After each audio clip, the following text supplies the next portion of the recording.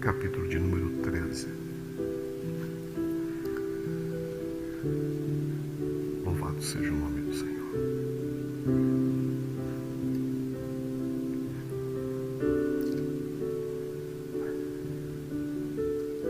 Diz assim a palavra de Deus, João 13.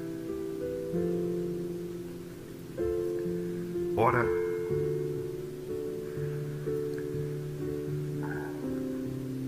antes da festa da Páscoa, sabendo Jesus que já era chegada a sua hora de passar deste mundo para o Pai, como havia amado os seus que estavam no mundo, amou-os até o fim. E acabada a ceia, tendo já o diabo posto no coração de Judas Iscariote, filho de Simão, que o traísse, Jesus, sabendo que o Pai tinha depositado nas suas mãos todas as coisas, e que havia saído de Deus, e que ia para Deus, levantou-se da ceia, tirou as vestes, e tomando uma toalha, cingiu-se.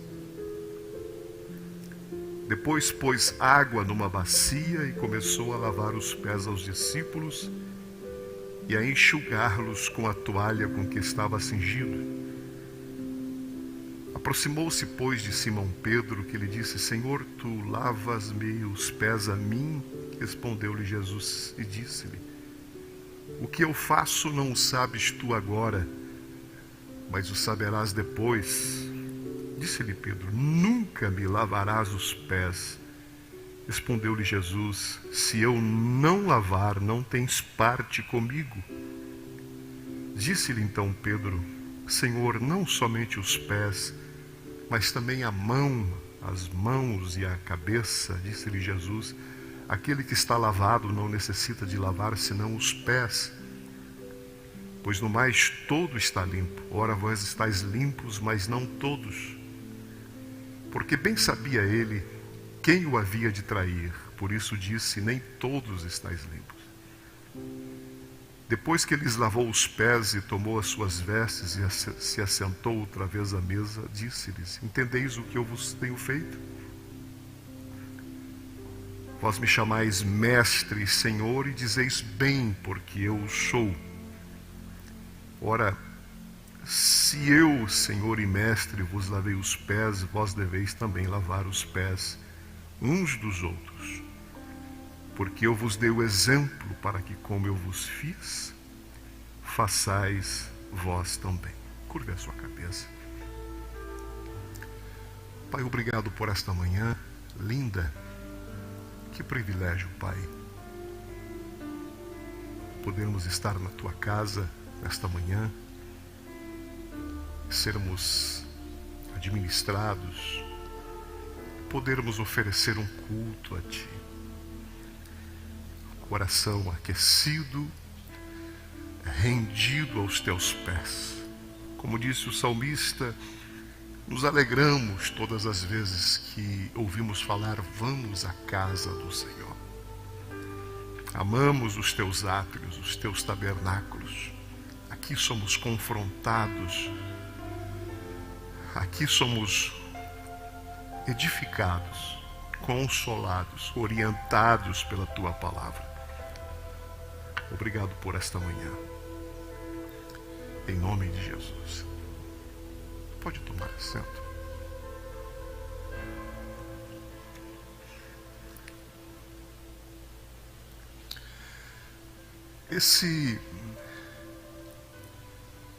Esse gesto de Jesus, baixa mais o fundo para mim, por favor. Esse gesto de Jesus de lavar os pés dos discípulos é muito comum a gente ouvir mensagens acerca de um modelo de humildade cristã. Jesus como exemplo de grande humildade. Sendo Deus, não teve por usurpação o ser igual a Deus, mas humilhou-se a si mesmo, tomando a forma de homem.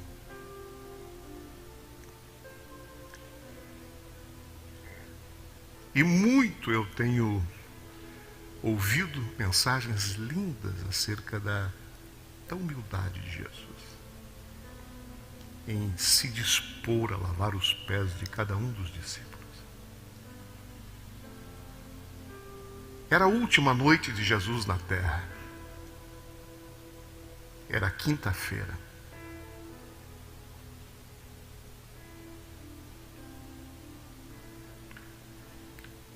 Nesta mesma noite, Jesus seria preso. Passaria a noite sendo julgado pelo Sinédrio, por Pilatos, e entregue para ser morto, não como um mártir, mas como alguém que entregou voluntariamente a sua vida. Então essa é a última noite, literalmente, de Jesus.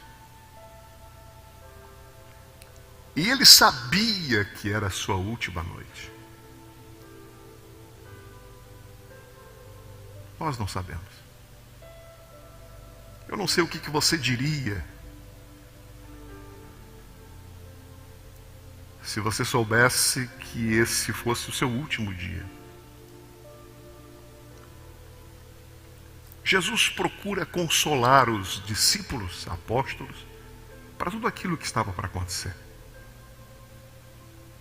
Estamos no capítulo 13 de João. Capítulo 14, 15, 16 e 17.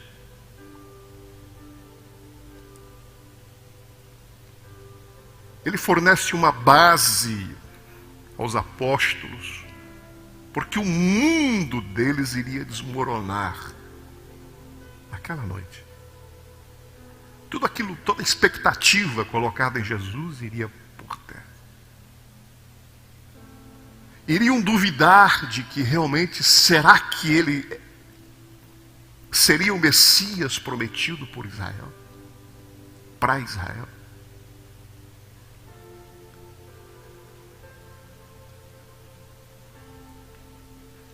Então Jesus os prepara, administra a palavra. Tão lindo quanto o Sermão do Monte, Mateus 5, 6 e 7.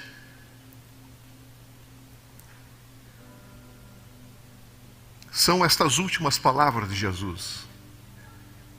João 13, 14, 15, 16 e 17.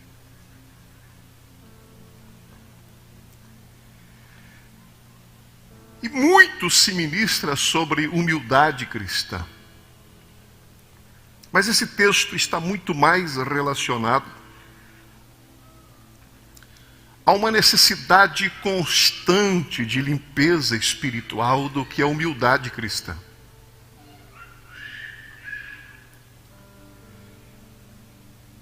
E a grande verdade disso está no versículo de número 10. Preste atenção.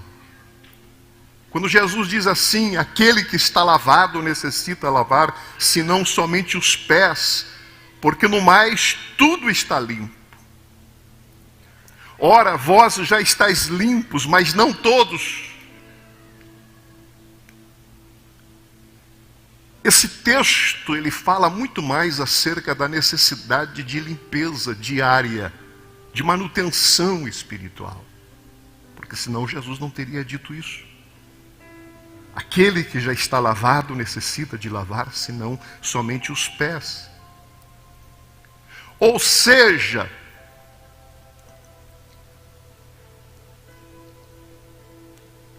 existe em nós a necessidade de uma limpeza diária.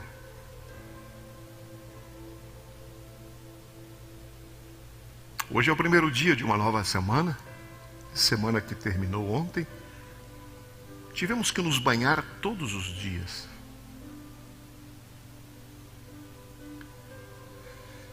Estamos num momento em que haja gel. andamos com gel na bolsa, no bolso, e nos lavamos, ou pelo menos as mãos, nos purificamos a cada instante. Esse texto fala disso. Necessidade de purificação diária.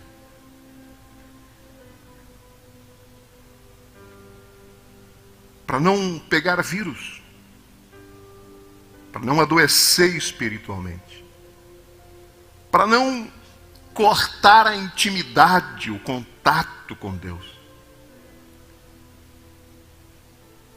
para não se tornar mecânico,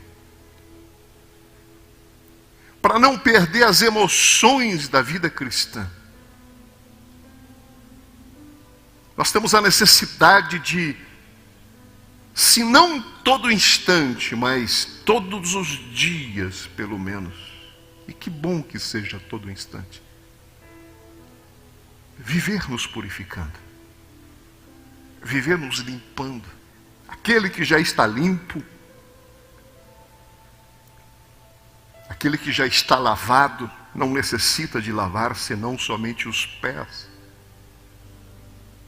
pois no mais tudo está limpo. Ou seja, a obra que Cristo realiza de salvação para nós, estou lendo Hebreus, essa semana eu termino a leitura da Bíblia mais uma vez. Estou maravilhado, estupefado com o livro de Hebreus, de ver o cumprimento fiel em Cristo como sacerdote.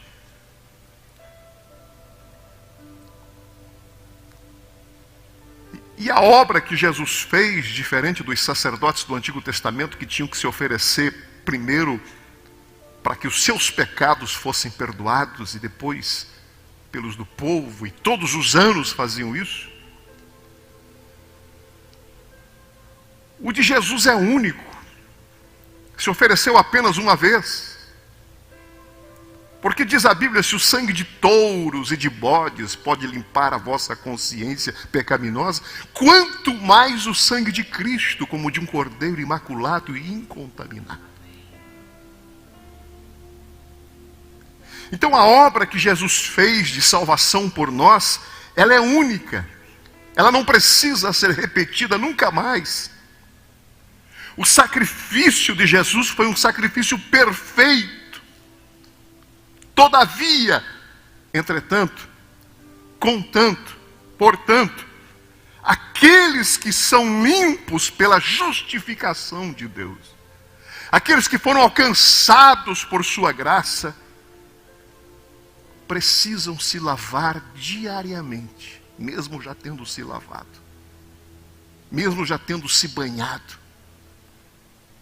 Aquele que já está lavado não necessita senão lavar os pés, porque no mais tudo está limpo.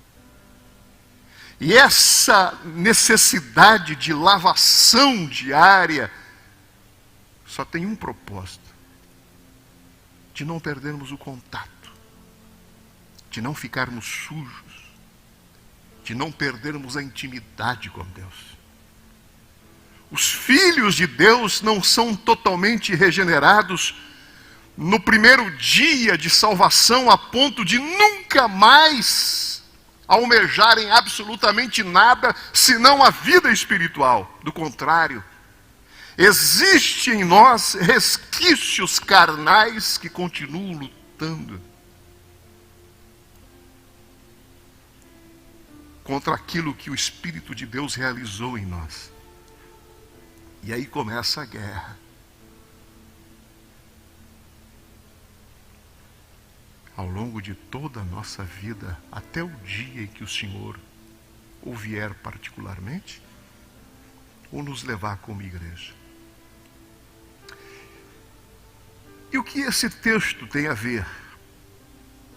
A passagem do ano retrasado, foi a última vez que eu falei desse texto,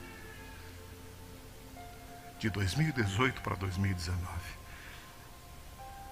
E seria bom todo mês falar sobre esse texto, porque ele é tão atual, é tão extraordinário.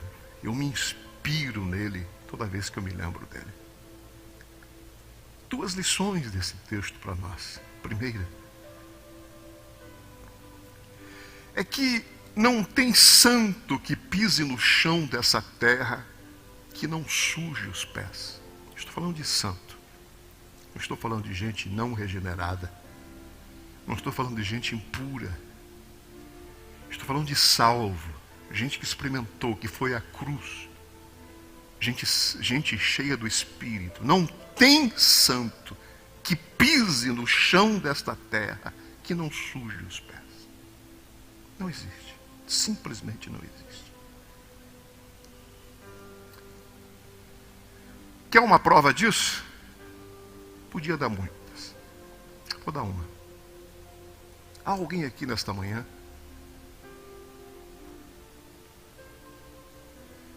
que depois que se encontrou com Jesus, foi salvo, lavado, se transformou em uma nova criatura? Você lembra? 1 ano atrás, 10 anos, 20 anos. Há alguém aqui esta manhã que depois desse dia que você foi salvo, nunca mais você pecou? Nunca mais. Fique em pé. Quero tirar uma foto com você, por favor.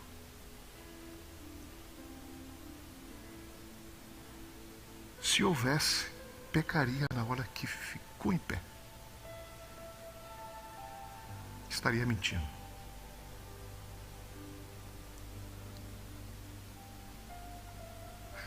Porque não existe santo que pise no chão dessa terra que não suje os pés. E nós sujamos os pés por uma simples razão. Porque o mundo que a gente vive é um mundo sujo.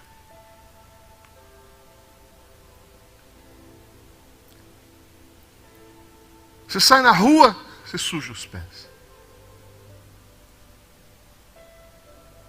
Você liga a televisão, você suja os pés. Você entra na internet, você suja os pés.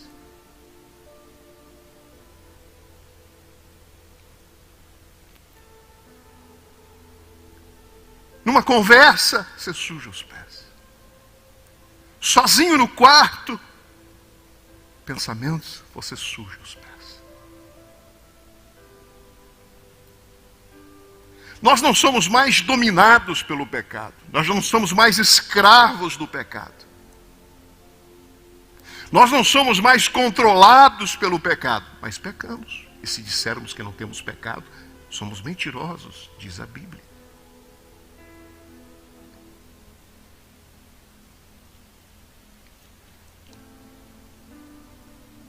Porque falamos às vezes o que nós não devíamos falar. Há alguém aqui que não tropeça em palavras? É varão perfeito, diz Tiago.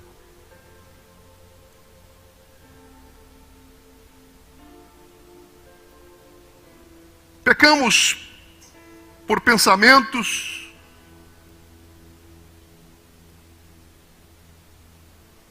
E dizem os entendidos que uma pessoa normal tem cerca de 60 mil pensamentos por dia, cerca de 3 mil por hora.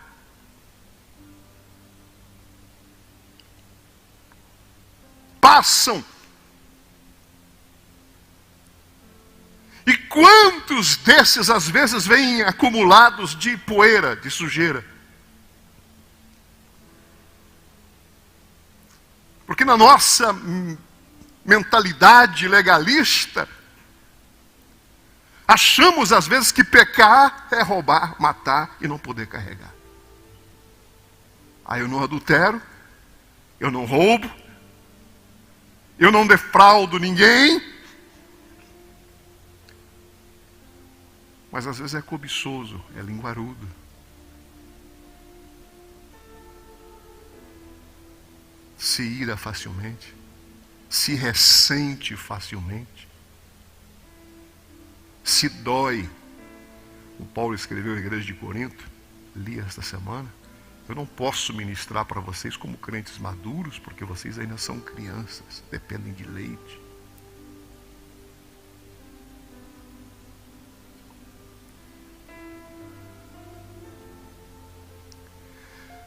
Fiz uma vez uma conta aqui. Digamos que de 60 mil pensamentos que passam pela nossa mente todo dia, apenas 3 sejam pecados. Só 3. 59.997 são puros. A gente olha para você assim, e se a gente ora mais do que 1 hora por dia, vê uma areola atrás de você assim, parece que só falta asa, porque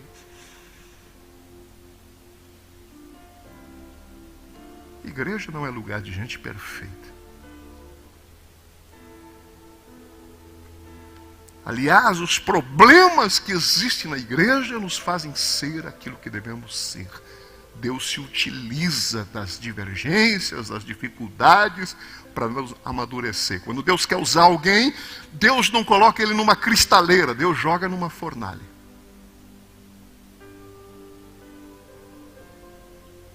A Bíblia diz: primeiro prove, para depois servir. Estava lendo sobre os diáconos esta semana. E às vezes temos diáconos que não servem, porque não são provados primeiro. E você só conhece uma pessoa quando você diz não, quando você a repreende. Prove primeiro, depois sirva.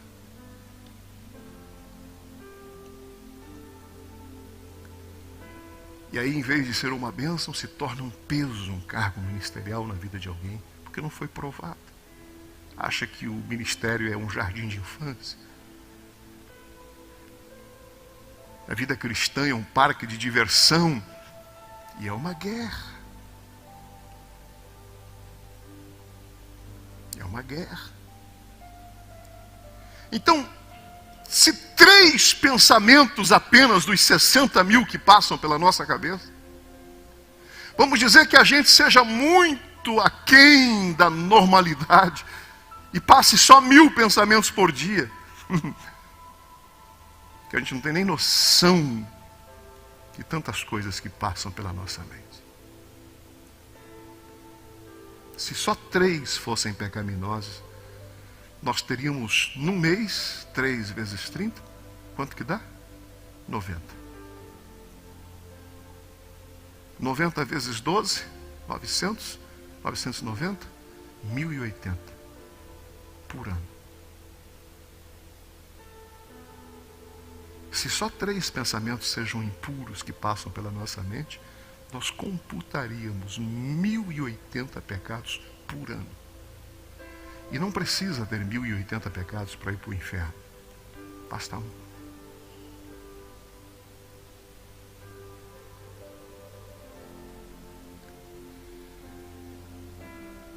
E nós temos justificativa para todos os nossos pecados. E alguns nós nem achamos mais que ofendem a Deus, mas ofendem.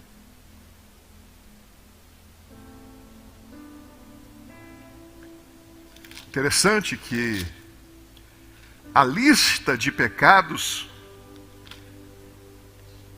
de Gálatas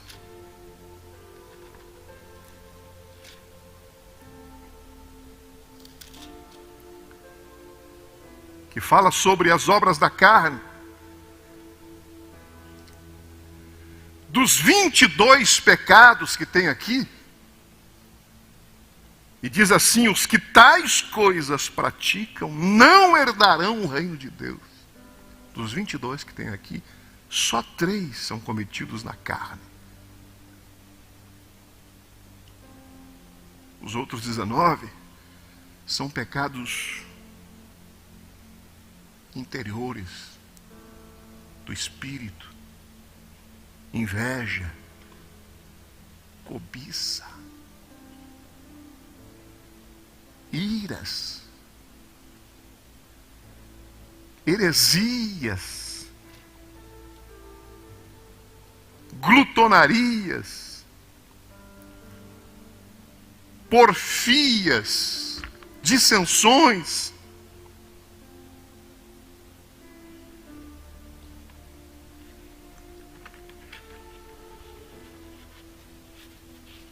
Como eu já vos disse antes, os que tais coisas cometem não herdarão o reino de Deus. Gálatas capítulo 5, versículo 21. Mas o fruto do Espírito, aí Paulo fala, quem está na carne, quem está no Espírito. Nós achamos que às vezes pecar é só fazer coisas hediondas. E às vezes há desejos pecaminosos em mim que me fazem cobiçar coisas materiais que Deus não idealizou para mim. Porque pecar é estar desalinhado com o propósito de Deus, é estar fora do propósito. É por isso que alguém disse com muita propriedade que não é necessário, não é preciso estar fora da igreja para estar desviado. Basta estar fora do alinhamento, estar fora do propósito.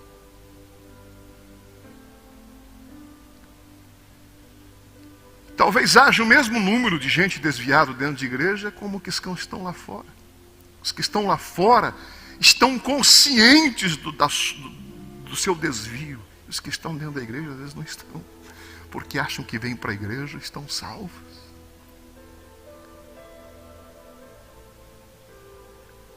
Por isso que é mais fácil às vezes um bêbado, uma prostituta sem nenhum demérito. Não estou desfazendo de ninguém. É muito mais fácil o indivíduo lá de fora, que está no pecado, se arrepender, cair em si, do que o irmão do filho pródigo que continua na casa. E acha que porque está na casa é justo.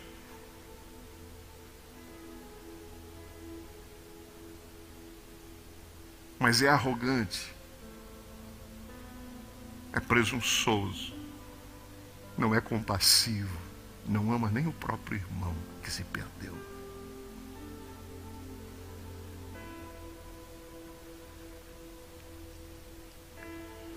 Porque o que eu já disse 1 milhão de vezes aqui nesse púlpito, e vou dizer de novo, por mais 1 milhão, enquanto aqui estiver, é que para que eu me sinta bem espiritualmente, eu procuro olhar para gente inferior a mim.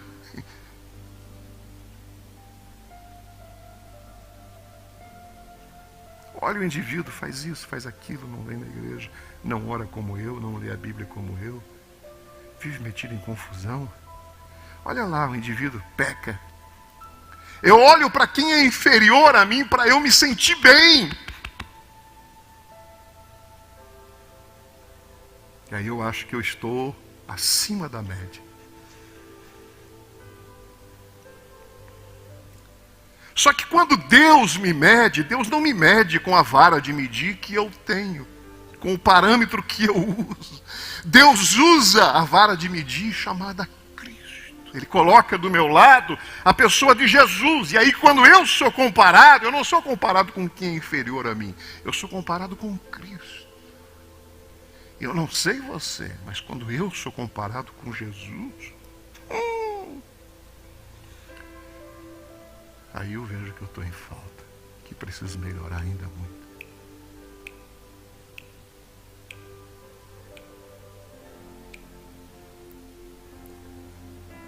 Porque até no sublime às vezes há pecado. Quero ser um pregador, quero ser um cantor. Para quê? Para ganhar dinheiro? Para ser famoso? Para receber aplauso? Para ter um fã-clube? Isso é maldição, não é bênção?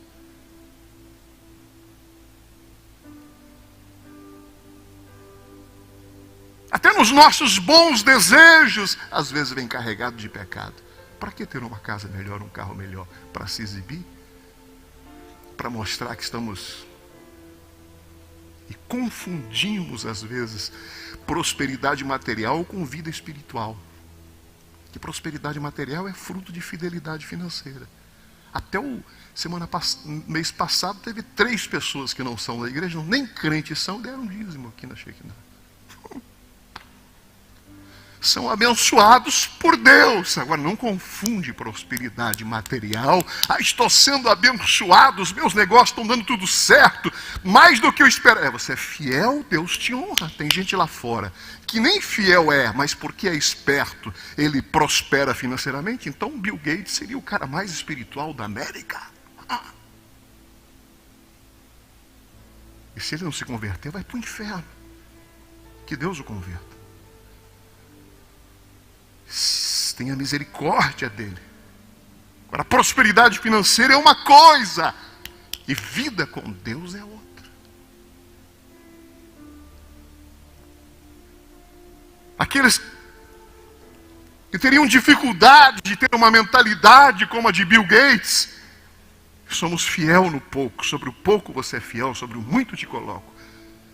Quem semeia pouco, colhe pouco, quem semeia muito, colhe muito. Abençoamos a obra, e como Deus não fica devendo nada para ninguém, somos abençoados por Ele. Ana deu um filho para Deus, Deus, como não deve nada para ninguém, deu 5 de volta para ela.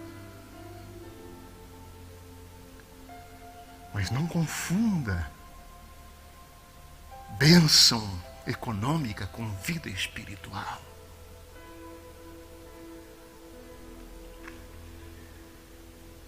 E aí então, nós vemos que não existe santo que pise no chão desta terra que não suje os pés. E a gente tem gente como o meu pastor, eu tive o privilégio de viver ao lado dele, pelo menos nos últimos 7 anos da sua vida. Um homem íntegro, santo, mas que dizia que ainda pecava. Mas como que um homem desse... Às vezes a gente se ira, quando a Bíblia diz para irar, mas não pecar. Não deixar o sol se pôr sobre a nossa ira. Às vezes o nosso orgulho. Você viu que orgulho é igual ao mau hálito? Quem tem não sabe que tem. Só os outros que... Eu não sou um adúltero, mas sou um baita de um orgulhoso. E se o Espírito de Deus não me mostrar, eu vou viver humilhando as pessoas. Quando a gente lambuza a cara no chão e pede misericórdia a Deus. Então eu sou salvo.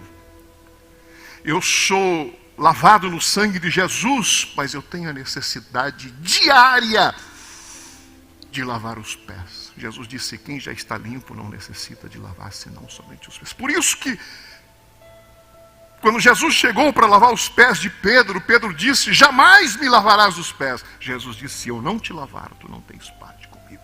Aí ele disse: então lava tudo, lava a cabeça, lava mãos, lava pés, dá um banho inteiro. Jesus disse: não, você já está limpo pela palavra que eu vos tenho ministrado. Não todos. Aquele que já está limpo necessita de lavar, senão somente os pés.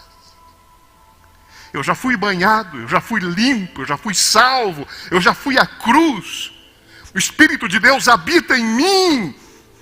Mas pelo Espírito de Deus habitar em mim, não quer dizer que eu não tenho mais desejos carnais. Que eu não vá pensar coisas erradas. E aí eu preciso, todo esse texto me mostra que eu preciso admitir que se eu não lavar os pés, eu não vou ter parte com Cristo. Eu perco a comunhão, a intimidade. Eu necessito de Jesus, da graça dele. Não foi apenas quando eu o encontrei há 20, 30, 40, 50 anos atrás. Eu necessito dele hoje. Sabe qual é o nosso problema? É que a gente acha que já está salvo e não lava os pés. E vai se acostumando com poeira. E é uma mentirinha aqui. Não faz mal. É uma mentirinha lá. É um negócio errado aqui. É uma vantagem aqui, um troco errado que a gente recebe e dá o testemunho de que Deus nos abençoou. E às vezes era um teste de Deus para ver se a gente era honesto. E são tantas coisas, a gente vai se acostumando. Daqui a pouco a gente tem uma bota de poeira, assim, uma grossidão. Sabe quando a gente fica sem lavar o pé? Pisa na roça. E aí é pé sujo. E daqui a pouco tem uma bota de sujeira nos pés. E aí a gente vem para o culto com o pé sujo. Não, eu não adulterei, eu não matei ninguém, não roubei de ninguém, mas o pé está sujo. E a Bíblia diz: guarda o teu pé quando entrares na casa do Senhor. Limpa o teu pé. A primeira coisa que Deus se manifestou para Moisés foi: tira a sandália dos teus pés, porque o lugar em que tu estás é terra santa.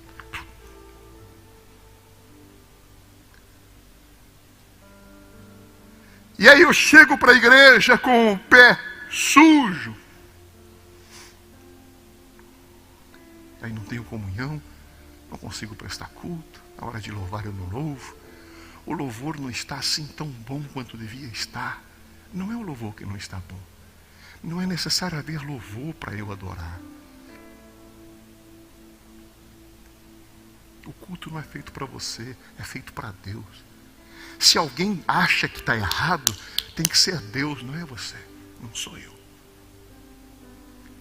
As distorções, as correções precisam ser feitas. As aberrações precisam ser corrigidas. E o melhor deve ser feito a Deus.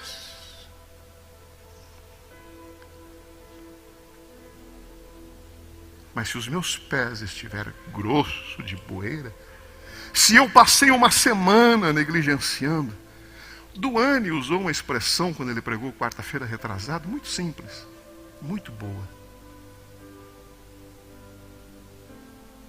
Posso usar? Depois te dou $5. Duane deu uma ilustração bonita, achei interessante. Do marido passar de cara feia assim a semana toda com a esposa. Ele passa pela esposa, não conversa com ela. Negligencia a esposa. Imagina uma esposa sendo negligenciada pelo marido a semana inteira. Nem olha para a cara dela. Está tão ocupado nos seus afazeres que nem diz oi, bom dia. Negligencia a esposa a semana inteira.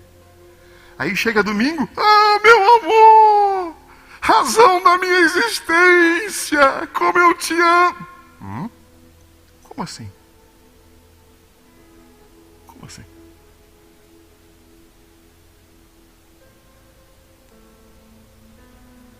É o que nós fazemos espiritualmente às vezes. Negligenciamos a Deus a semana inteira, sem Bíblia, sem oração, sem culto, sem nada. Aí chega na igreja, te louvarei de todo o meu coração. Aleluia.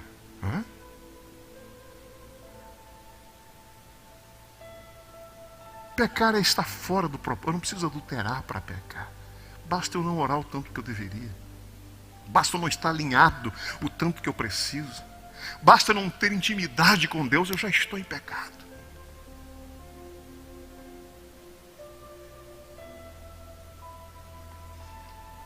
Há alguém aqui esta semana que não sujou os pés?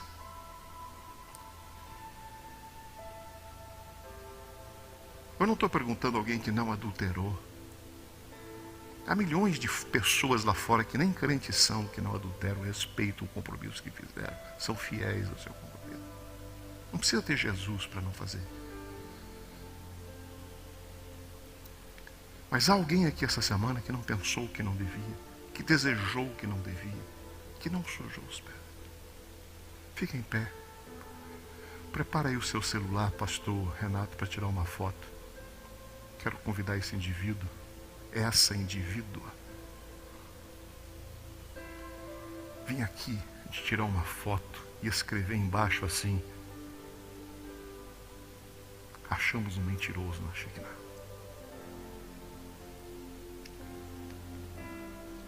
A questão não é a gente entender se suja ou não os pés. A questão é entender se a gente está lavando os pés todo dia. Ou está vindo acumulando poeira. E se você for olhar, tem sujeira aí de 1990 debaixo da poeira dos pés. E aí não tem asas de águia. Não tem culto bom. Não tem vida com Deus. Dobra o joelho, parece que o céu está trancado. Parece que Deus não me ouve. E Deus diz: não sou eu que não estou ouvindo. Não é meu ouvido que está fechado. Não são os meus olhos que estão fechados para você. São os vossos pecados que fazem separação entre vós e o vosso Deus, para que não vos ouça. Há alguém que acredita que Deus está falando conosco aqui esta manhã?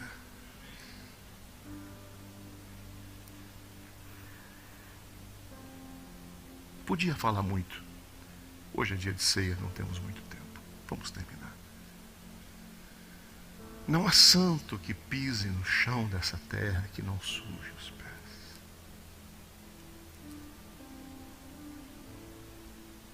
E a gente tem que ter a consciência de que a gente precisa ir à cruz todos os dias. É por isso que eu amo esses minutinhos aqui de oração antes do culto. Porque se você faz isso, você consegue chegar no culto e entrar navegando na Você já veio de casa fazendo isso? Aleluia, Deus te abençoe, já entrou surfando. Mesmo que eu venha surfando de casa, eu necessito dobrar o joelho aqui. Examine-se, pois, o homem a si mesmo, antes de comer esse pão e beber. A Bíblia tem inúmeras expressões, não acerca da ceia apenas, mas da ceia também. Examine-se, pois, o homem. Não é examinar a vida dos outros. É assim mesmo. Antes. Paulo escreveu à igreja de Corinto, capítulo 3, versículo 5. Examinai-vos a vós mesmos se permaneceis na fé, se é que já não fostes reprovados.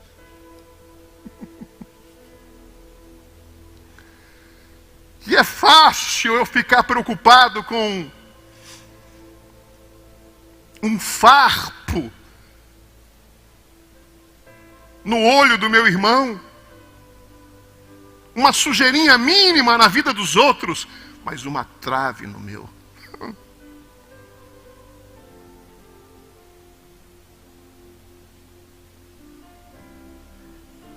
E aí a gente tem a necessidade de ir à cruz. Não foi quando você conheceu Jesus.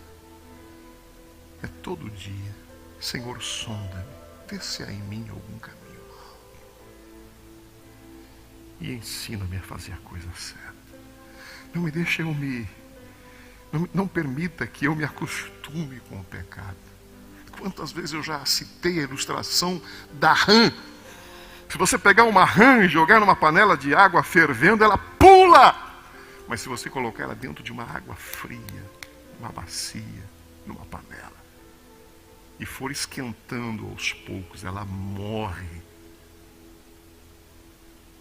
fervida. E é assim que o diabo às vezes faz com a gente. Essa semana eu coloquei uma frase minha no Facebook. Se já que o diabo não pode anular a obra de salvação na vida do crente, fará de tudo para torná-lo infrutífero.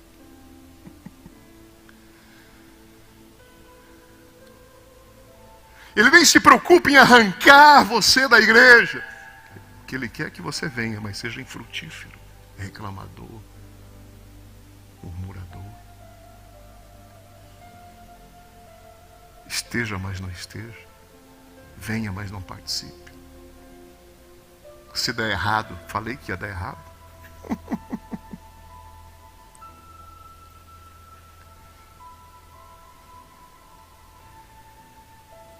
E às vezes cobiçamos o carro, a vida do ator famoso, o dinheiro que ele tem, a casa que ele mora. Quando não é o que Deus tem para a gente. Porque a casa que ele tem, a vida que ele tem, às vezes ele daria tudo para ter um pouco de paz. A Bíblia diz que é melhor, Provérbios 15 e 17, é melhor morar no canto de um eirado com paz do que numa casa ampla, cheia de inquietações. Vou traduzir na versão Josias Aristiche. É melhor morar na favela, salvo, do que no Morumbi perdido. Do Alta Vida, Alfa Vida.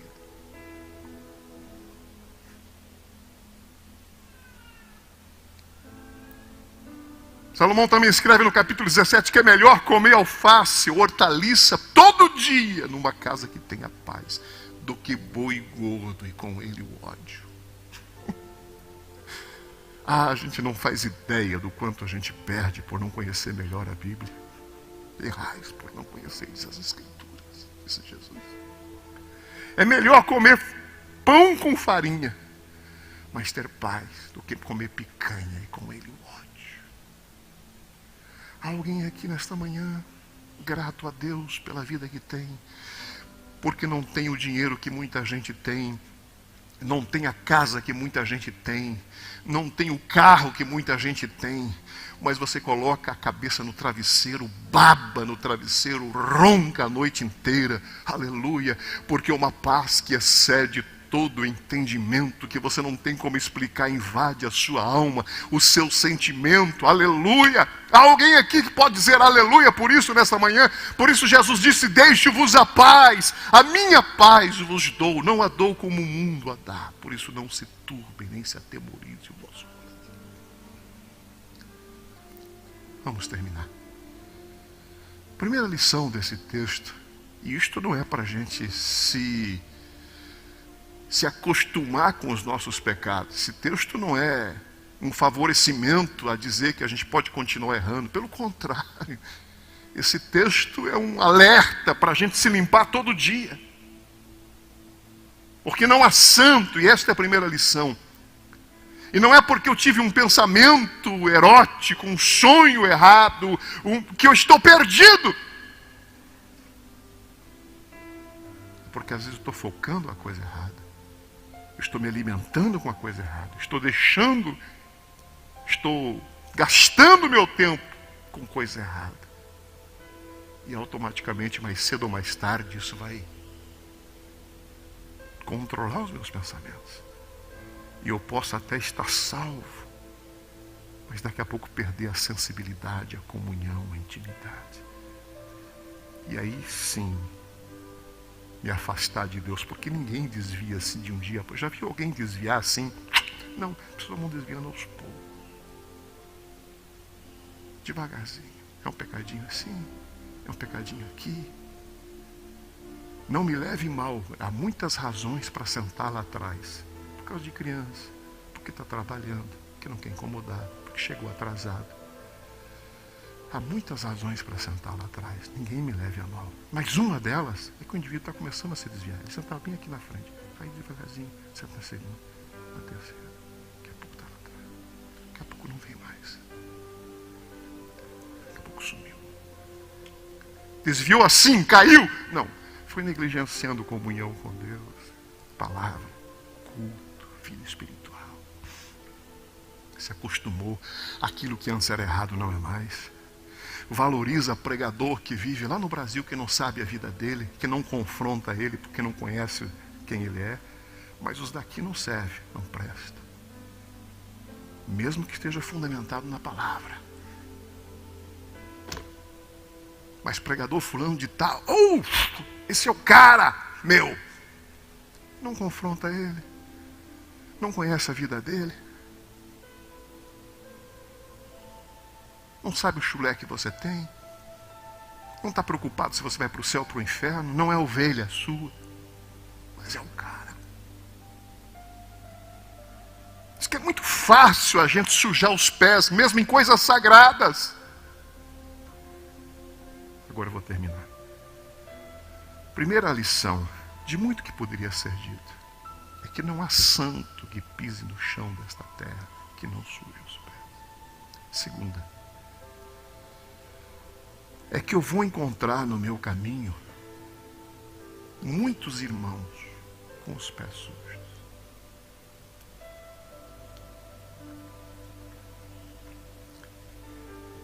E aqui mora um problema. Porque a gente admite que a gente suja os pés, mas a gente não admite que os outros sujem os pés. Eu posso sujar, eu sou complacente, mas se o pastor Renato sujar, eu risco o nome dele do livro da vida. Quero mais contato com você. Você pecou contra mim. Você pisou na bola contra mim. Você sujou os pés contra mim.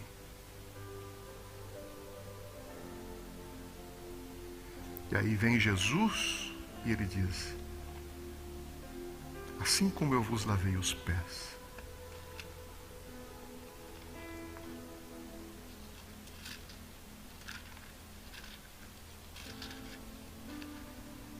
eu vos dei o exemplo. Não me chamais de Senhor e Mestre, e bem dizeis porque eu sou. Se eu sou Senhor e Mestre, vos lavei os pés, vós também deveis lavar os pés uns dos outros. Porque eu vos dei o exemplo, para que assim como eu vos fiz, façais vós também. É bem provável que amanhã ou depois eu suje os pés contra você. Você contra mim. E aí eu preciso ter o discernimento espiritual de que essas coisas não podem nos afastar, nos isolar. E de que precisamos lavar os pés uns dos outros. De que assim como eu erro, aqueles que me cercam também erram.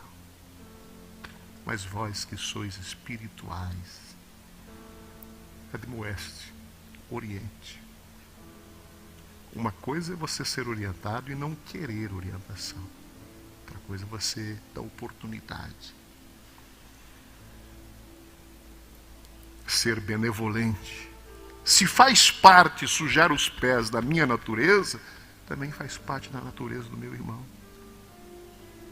Só que em vez de eu ser complacente com meu irmão, às vezes eu ajo como juiz. E aproveito que ele está mal para terminar de matar. E alguém disse que a igreja é um grande exército que mata os soldados feridos.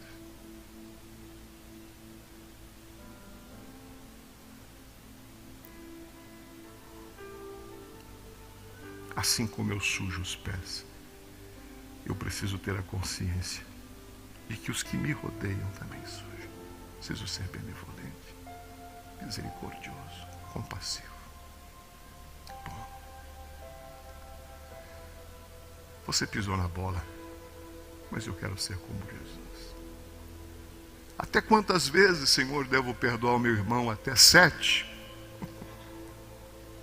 Não digo até 7, mas 70 vezes 7. E aí tem gente que faz logo a conta, 490 vezes. Fulano de tal já está na beira, já está quase para ser riscado do livro, já 479,5. Mais 11, mais...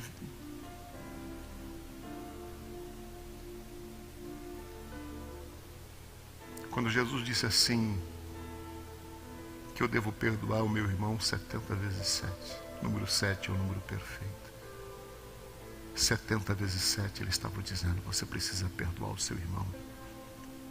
Não são 490 vezes. Serão todas as vezes que o seu irmão pecar contra você. Mesmo que seja 1 milhão de vezes. Porque se você não perdoar, vosso Pai Celestial não vos perdoará. Por isso que quem não perdoa morre engasgado no seu próprio veneno. Curva a sua cabeça. Feche os teus olhos.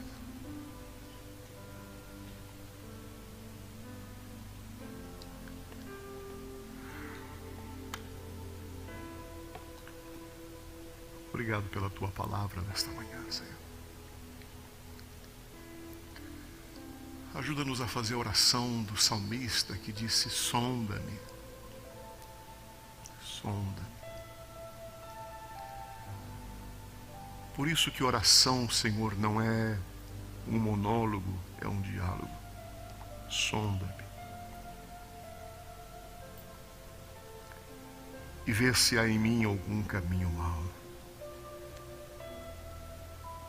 E não permita que eu me examine sobre os meus parâmetros para dizer que está tudo bem. Quando o Senhor pode dizer, enquanto eu digo que sou rico e de nada tenho falta. Tu podes dizer que eu sou pobre, cego, desgraçado. É assim que está na palavra. Miserável. Porque nós não conseguimos nos enxergar direito aos nossos próprios olhos. nós temos uma visão distorcida de nós mesmos. Nós nos aplaudimos a nós mesmos. Por isso que essa semana ainda li na tua palavra que haverá surpresa no céu. Muita gente que pensa que vai estar lá, não estará. Porque quem está lá fora no pecado tem mais consciência do seu erro do que nós, que colocamos a mão na ceia às vezes temos.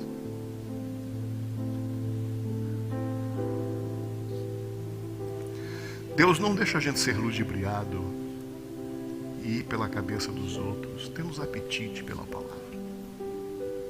Ensina-nos a ler a Bíblia.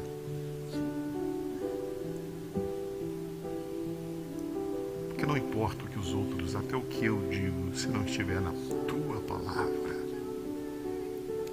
É pela palavra que seremos justificados e pela palavra que seremos condenados.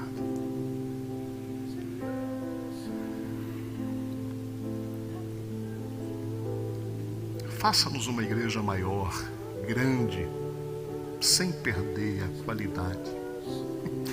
Não quero saber a maior igreja de Newark. Quero saber qual igreja que vai estar mais preparada. Que mais crentes vão subir. Que mais são confrontados, admoestados. E não deixa termos orgulho denominacional. Porque o nosso orgulho é abominável aos teus olhos. Me ajude primeiro a lavar os meus pés, Senhor, todos os dias na bacia. E dizer, Senhor, de novo, falei o que não devia. Me irei, deixei o sol se pôr. Pensei errado no meu irmão. Desejei o que não devia. Tive vontades e sonhos que não estão alinhados com os teus para mim. Que pode até não ser pecado para os outros, mas não é, mas é para mim, porque não é o teu propósito para a minha vida.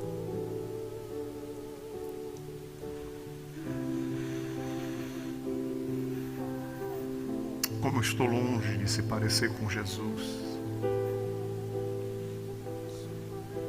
Amar os inimigos. Orar por eles, desejar o bem daqueles que falam mal. Como a gente precisa melhorar, Jesus. Como eu preciso melhorar. Eu posso estar enganando a mim mesmo.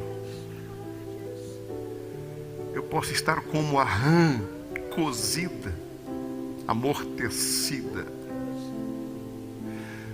e me alegrar com coisas que tu abominas, aplaudir coisas que tu detestas. Mas eu acho que porque eu estou vindo à igreja quando dá, se não tiver frio, se não tiver outro compromisso, está tudo bem. Sou salvo. Lava os meus pés nesta manhã. Do meu orgulho, da minha arrogância, das minhas incoerências, dos meus pecados que estão no subconsciente, de desejos que às vezes afloram e que não são pecados para uns, mas não é o teu plano para a minha vida. Não me deixe cobiçar o lugar de ninguém, a cadeira de ninguém, a vida de ninguém. Porque tu tens tudo o que eu preciso. Sonda-me nesta manhã.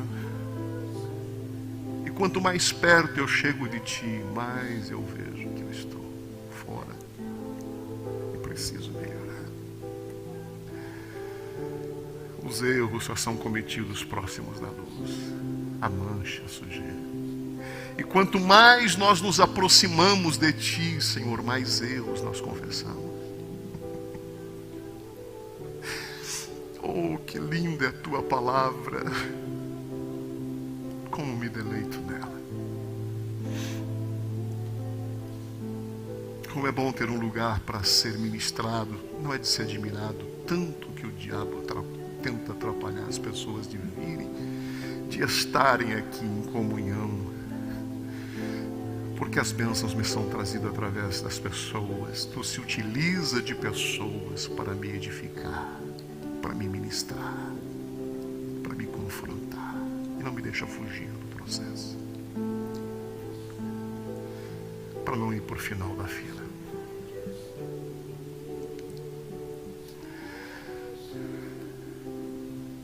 Quando eu não lavo os meus próprios pés, Senhor, eu tenho dificuldade de lavar os pés dos outros. Ora, se nem os meus pés eu lavo, quanto mais dos outros? Vou viver cheio de mágoas, ressentimentos. Vou ter um colar de lembranças, um colar de mágoas. Vou evitar pessoas. Se estiver sentado num lado, eu vou para o outro. Se estiver numa reunião, eu não entro. Se for num local, eu não vou. E doente não é ele, sou eu. Sou eu. Estou mal. Mas o meu orgulho não deixa eu ver. Hoje é dia de ceia, Senhor. É dia de lava-pés. Não é dia de olhar para minha esposa e julgá-la. É dia de olhar. Aliás, dia nenhum é dia de eu fazer isso. Mas é dia de eu olhar para dentro de mim. E se o Senhor tivesse voltado essa semana,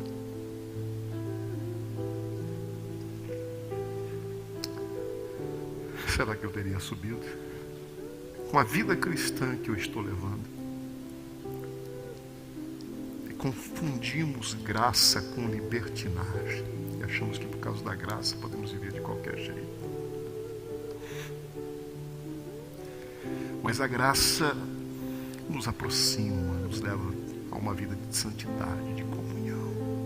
A graça me isenta do legalismo, de não querer te agradar com os meus esforços. Mas a graça faz com que o teu Espírito me santifique, e santifique os que estão próximos a mim.